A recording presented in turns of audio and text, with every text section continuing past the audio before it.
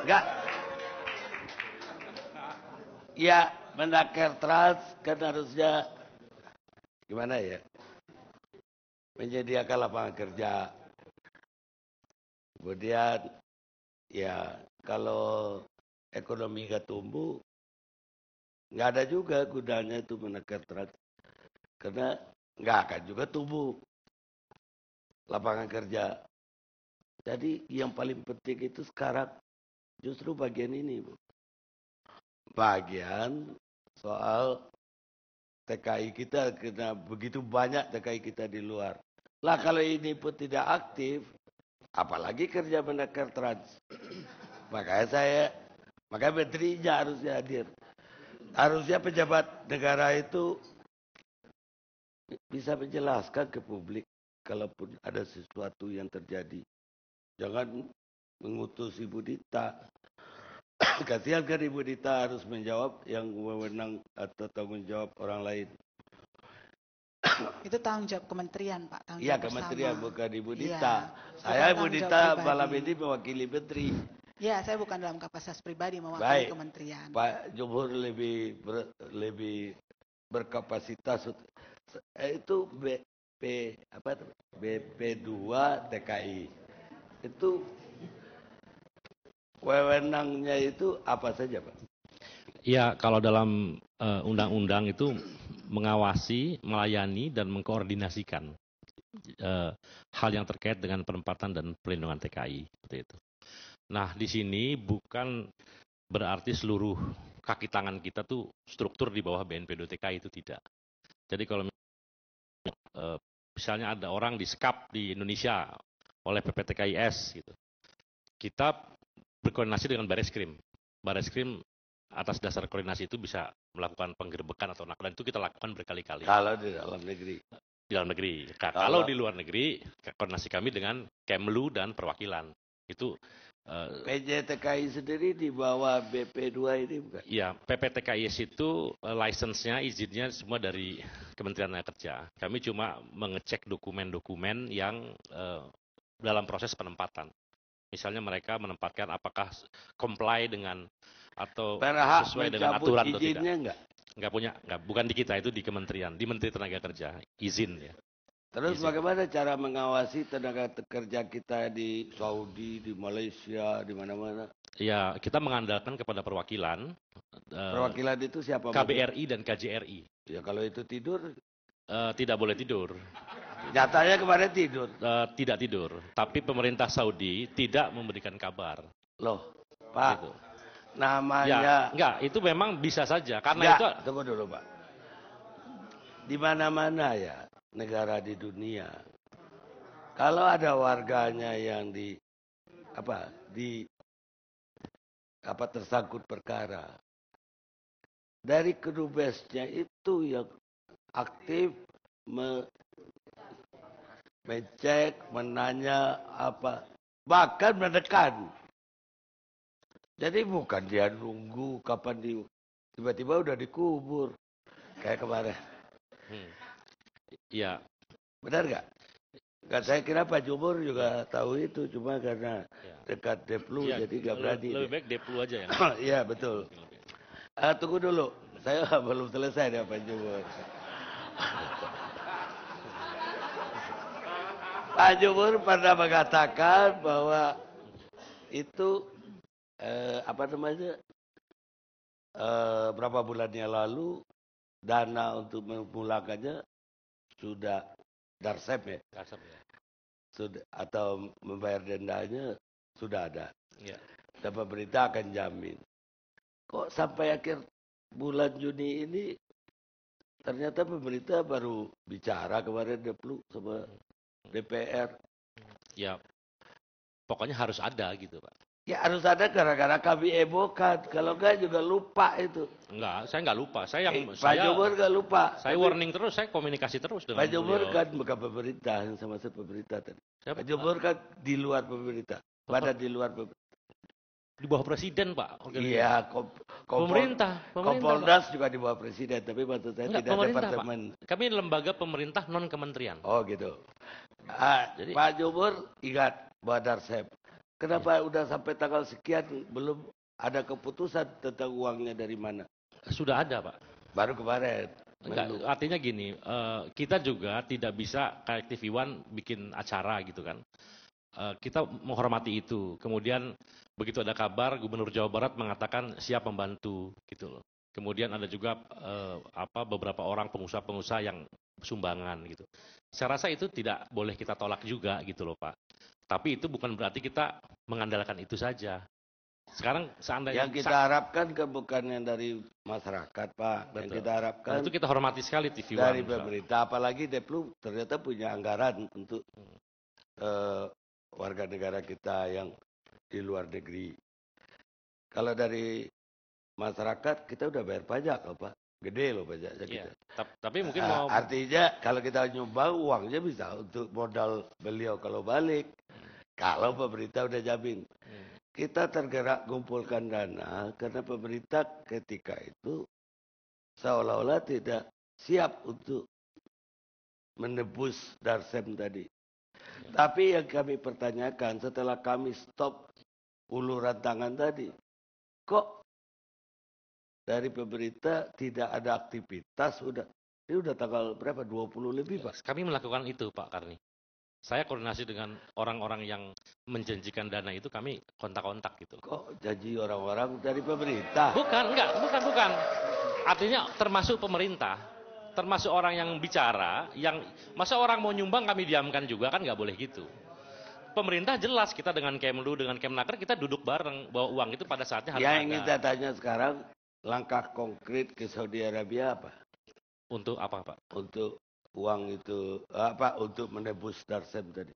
Pokoknya sekarang dana itu sudah ada.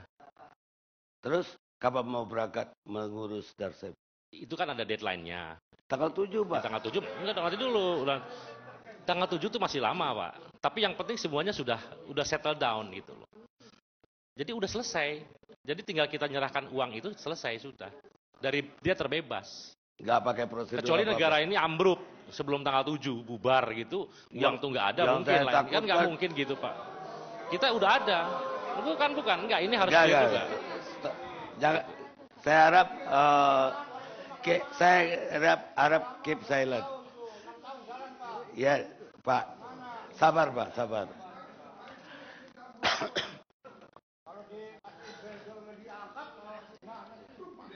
Jadi kapan agenda berangkat, itu yang saya tanya. Mungkin nanti lebih detailnya, karena sekarang dana itu diplot dari Kemlu. Jadi sekarang sudah ada di Kedutaan Besar Saudi Arabia Pak dana itu. Jadi sekarang dana ini sudah ada di Kemlu, sudah ada di duta besar kita di Saudi. Udah dikirim? Sudah. Tinggal keluarkan setiap saat. Dari pemerintah atau dari swasta? Dari Kemlu. Oh, dari Kemlu. Jadi yang swasta tadi? Tidak, artinya begini, kita kenapa kalau ada orang, sekarang gini Pak ya, orang nyumbang ke TV One itu untuk membebaskan Darsem dari hukuman mati. Ya. Kalau TV One memberikan untuk yang lain, mungkin walaupun untuk Darsem juga, sebanyak 1 miliar, mungkin jadi aneh peruntukannya. Padahal orang yang memberikan itu untuk dia membebaskan dari hukuman mati gitu Pak. Ya, tapi jadi kalau misalnya dari TV One ada dana, dari para orang yang punya dana, ada terkumpul 2 miliar, 3 miliar, atau berapapun lah, 100, 200, itu dikombinasi saja gitu loh. Ya, artinya pemirsa tapi saya. kalau ini tidak ada, ya sudah gitu. Baik. Gitu Pak. Tadi berapa orang yang menunggu hukuman mati di situ? Di mana? Di Saudi. Proses 23 Pak, ini Kemlu yang lebih paham. Apa yang dilakukan oleh BP? Jadi gini Pak, kalau mau jujur ya, ada tupoksi pemerintahan itu sebentar. Ini harus clear Pak. Gini, nanti dulu, brother. Ya. Jadi tupoksi ketenaga kerjaan dan BNP 2 TKI harus jelas Pak. Tupoksinya itu adalah yang menyangkut labor dispute, perselisihan perburuhan. Itu jelas Pak Karni. Di luar itu ada pemerintah yang bertugas lain. Jadi misalnya gini Pak Karni, kalau orang itu kaitan dengan hukuman mati dan sebagainya, itu ada fungsi kekonsuleran. Kemlu yang selalu bertugas untuk itu. Tapi kalau misalnya dia tidak digaji, tidak dibayar dan sebagainya, itu kaitannya dengan baru kayak baik. begitu. Tapi Menaker nggak lepas dong. Sama, kita dengan ini kan kisah adik kakak lah gitu Pak. Itu kakak. Dengan Menakernya kurang lebih gitulah gitu Pak. Gitu kira-kira. Saya Ibu Dita, apa tindakan terhadap PJTKI? PJTKI yang memberangkatkan Ruyati. Tadi sudah kita panggil, kita minta keterangan, termasuk kronologi soal kasusnya itu di sana, dari mulai Ibu Ruyati diberangkatkan sampai terjadi kasus ini.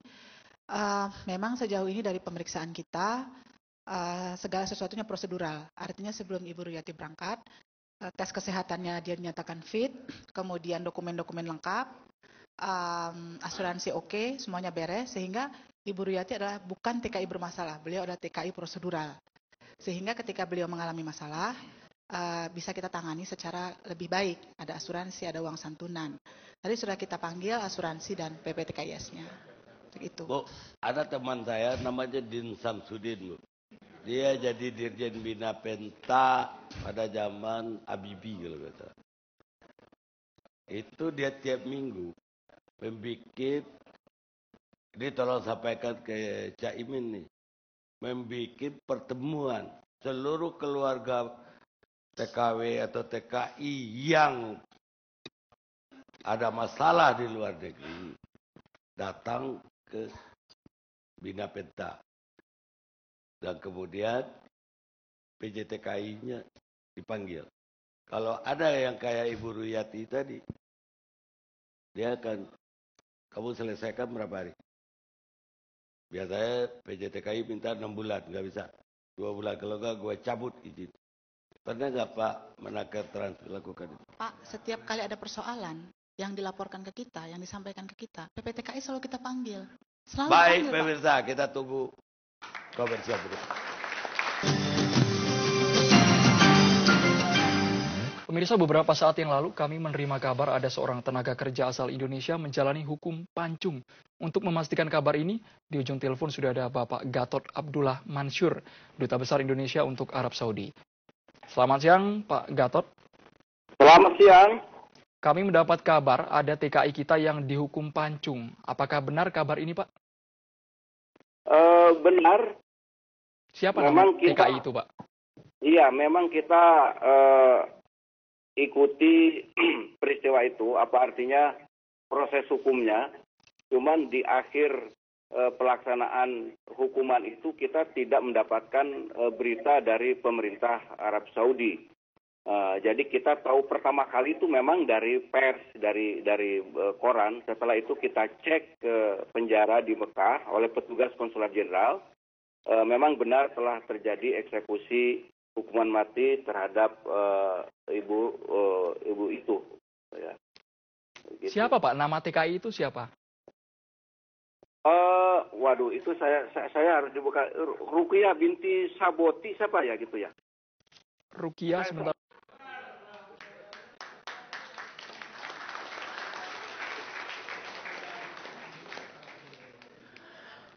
Pemirsa, udah menonton barusan dubes kita, tidak tahu nama yang dihukum mati, padahal sehari setelah dieksekusi kita wawancara dia. Tapi ada yang lebih berat lagi kalau dilanjutkan, cuma makan waktu, Pak Tatang. Karena setelah itu pertanyaan kami tentang Darsem, kapan Darsem deadline-nya? Dia bilang 6 bulan lagi. Kita bilang bukan Pak, kalau nggak salah udah deket Pak. Ya antara bulan Juli, Agustus lah. Enggak Pak, bulan Juli, ya bulan Juli memang. Ya saya kira memang layak juga dipanggil oleh Menteri Luar Negeri Pak. Tapi sebelumnya saya apresiasi dulu sama Pak Jumhur hadir di sini, kan Menteri Tenaga Kerja nggak hadir, jadi Pak Jumhur bersedia hadir di sini. Sekarang dengan Pak Menlu, Pak Tatang, Direktur apa Pak Tatang? Perlindungan Warga Negara Indonesia dan Badan Hukum Indonesia. Perlindungan ya. Iya.